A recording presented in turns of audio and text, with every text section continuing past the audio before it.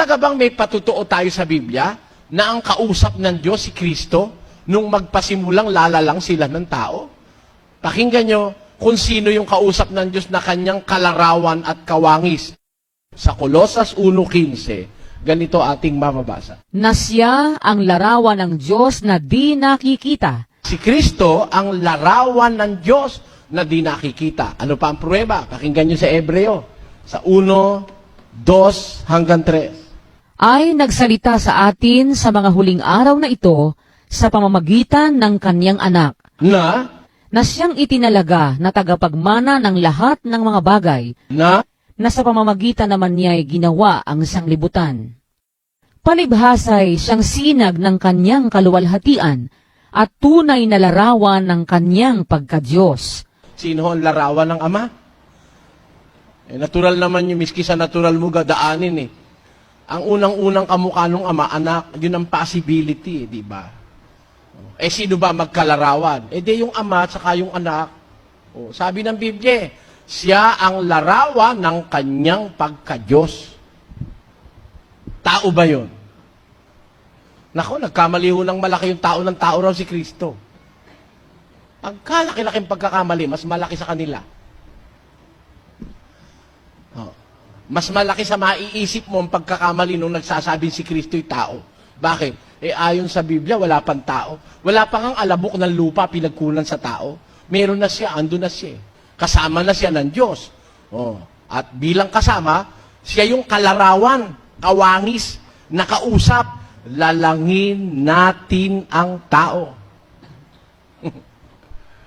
Ayon sa ating wangis, ayon sa ating larawan. Sino ho ang dapat nating kilalanin bilang mga tao? Sabi sa Biblia, ang dapat nating kilalanin yung lumalang sa atin.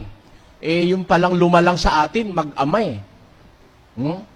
Yung ama at saka yung kanyang anak, nag-uusap na lalalang sila. Kaya nung lumalang naman talaga, magkasama silang lumalalang. Di ba? Pakinggan nyo ang pruweba sa Apokalipsis. Ganito ating mababasa. Na nung lumalang ang Diyos, may kasama siya. At siya pang saksi. Basa. Ang mga bagay na ito ay sinasabi ng siya nawa, ng saksing tapat at totoo, ng pasimula ng paglalang ng Diyos. Kita nyo? Nung saksing tapat at totoo. Alin ang sinaksihan niya? Nung pasimula ng paglalang ng Diyos. Sa pasimula ng paglalang ng Diyos, saksi na siya.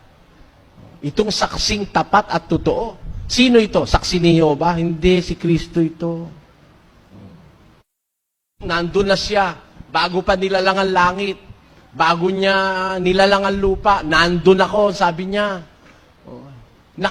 Kaya masasabi siya saksi. Nandun. Ang saksi ni Jehovah lang naman, kung minsan saksi daw sila, wala naman sila sa pangyayari. Kung minsan, nagtataka rin naman ako, huwag namang magagalit kung may saksi ni Jehovah. Paano ka naman kaya naging saksi? Wala ka naman sa pangyayari. Siyempre, ang saksi nandun. Nakakita, naka-witness, nakarinig. Yun ang saksi paano ka naging saksi? Hindi mo naman nakita si Jehovah. At wala namang ginawa si Jehovah nasaksihan mo man lang kahit isa. Ang talagang saksi na sinasabi sa Biblia, tunay at tapat na saksi, si Kristo. Kasi, nandun siya talaga nung lumilikha ang Diyos, nandun siya. Nagpaplano pa lang, magkasama na silang nagpaplano. Lalangin natin ang tao ayon sa ating larawan, ayon sa ating wangis. Hindi ba tama yon? Kaya mga kabayan, ang lumalang sa tao,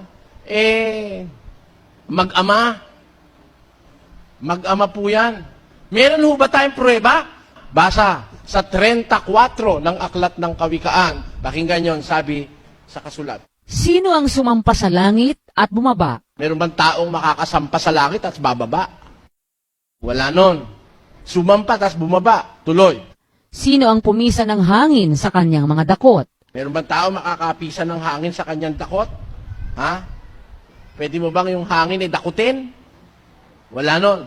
Iisa lang makakagawa nun. Tuloy. Sinong nagtali ng tubig sa kanyang kasuotan? Sino makakagawa ang tubig ay panali?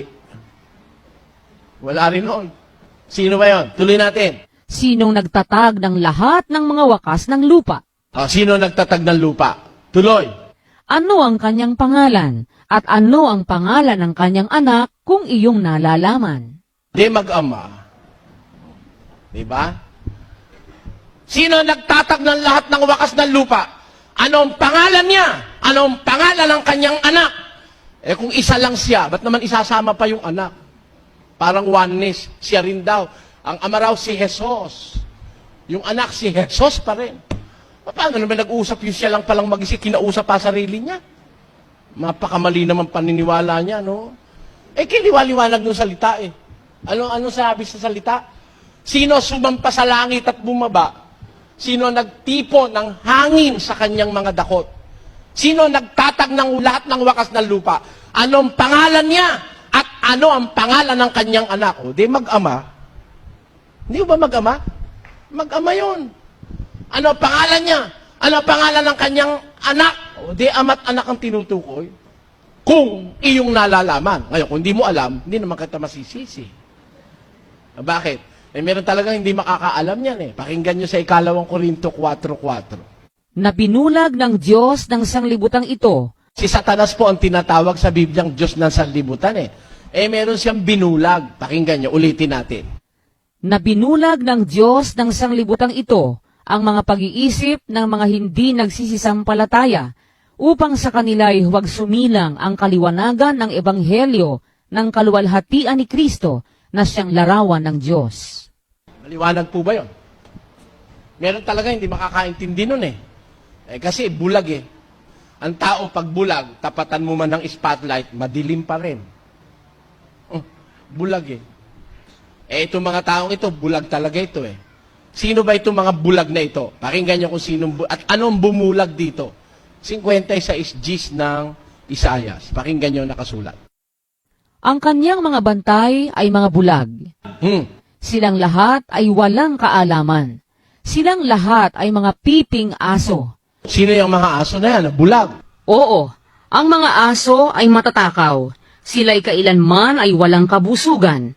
At ang mga ito ay mga pastor na hindi nakakaunawa. Pastor pala yun eh. Mga ngaral na hindi nakakaunawa. Bulag nga. Hindi nga makikita.